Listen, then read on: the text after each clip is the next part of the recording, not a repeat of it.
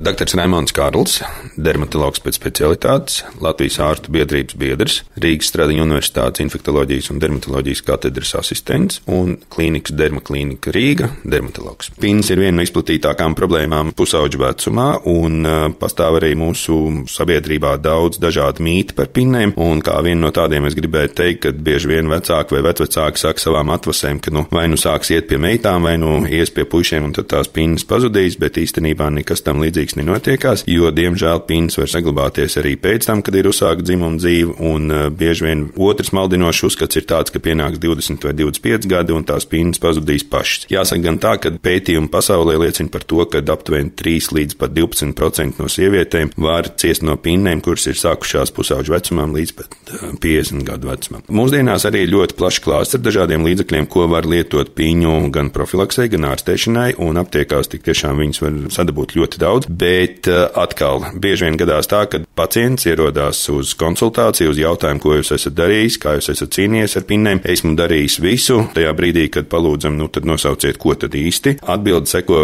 nosaucot tos līdzekļus, kuri ir pieejami varbūt kādā no lielveikaliem plauktos, bet tā, protams, nav piņu ārstēšana. Tā ir tikai tie profilaktiskie līdzekļi, kur varētu uzlabot stāvokli. Runājot par pinnēm, ir dažādi provocējošie faktori, pieņemsim tas pats uzturs, ja pusaudzis lieto daudz ogļu hidrātus vai taukiem bagātu uzturu, tad šīs pinnas var būt arī smagākas izpausmes. Var gadīties arī tā, ka pinnas skar ne tik sevi, bet arī krūtis un arī muguras ādu. Tādā gadījumā noteikti būtu ieteicams konsultēties ar ārstu, jo šī slimība jau būtu uzskatām par smagāku gaitu. Un ļoti nepatīkama lieta, ko atstāja pinnas uz ādas, tās ir rētas. Ja pusauģu vecumā pinnas nav saulaicīgi ārstētas, ja viņas tika spaidītas mājās pie spoguļa, uz visu mūžu var palikt rētas, ar kurām pēc tam nāks cilvēkam cīnīties, un nevienmēr šī cīņa būs arī ar uzvaru.